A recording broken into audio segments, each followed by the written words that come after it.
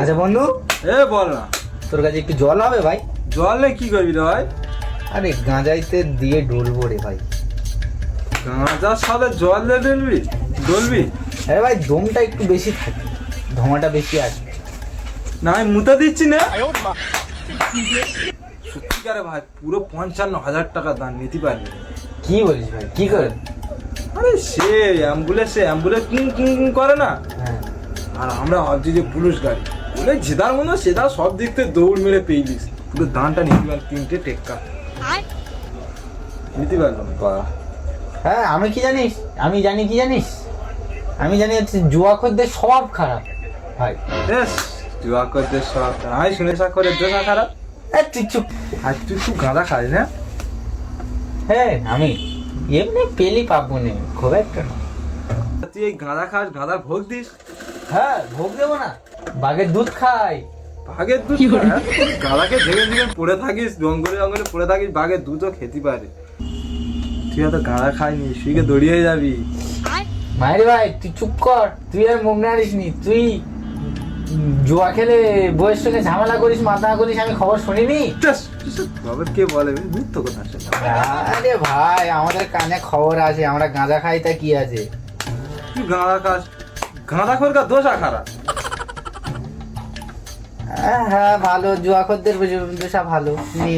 আমি নাই শুনে নাকি ওই আঁড়খোরটা নাকি ধরা পড়ে নাই কারেন্টে পোস্টার গায়ে নাকি বেঁধে ঠেঙেছিল। হ্যাঁ রে ভাই, শীতকালে সে কি মার, তাও ওর বোঝাই, বুঝে বুঝে পারি না, আর করা বন্ধ দেয় না। যার গল্প দিচ্ছি তো কি গল্প?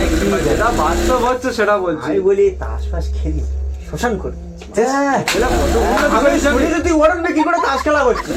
তুই কি করিস? তুই যে খাল দাঁড়ে 3 বিঘা জমি না আড়ে দিয়ে দিছি। হ্যাঁ আরে ও আবেগে দিয়ে দিস।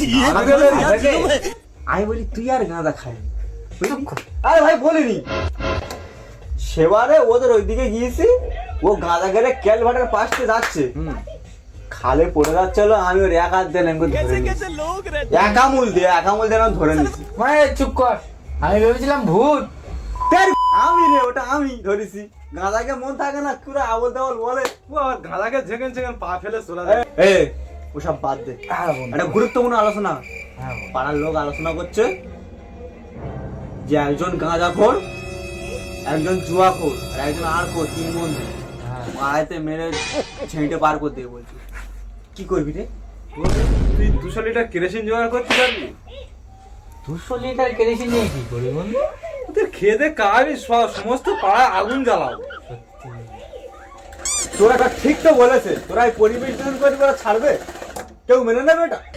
ওদের ঘরে খেতে কাহিনি আমাদের আরে এত থাকবে কেন? ওসব বাদ দে, পরে দেখা যাবে, আগুন হবে।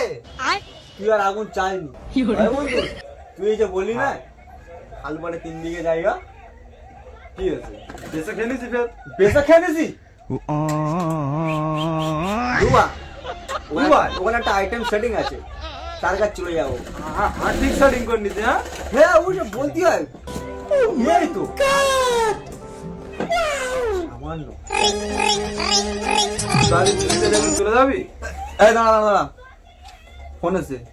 হ্যালো, ভাব দেখো। আমার করে দোষা খাই না, আমার করে এক্ষুনি বেড়ে যাচ্ছে, আমি এক্ষুনি। এই 8 ফোন করে না। সময় হয়ে গেছে, চলে যাচ্ছে এক্ষুনি, দুবাই চলে যাবো। তো বন্ধু ও তো চলে যাচ্ছে, আর আমাদের কি হবে?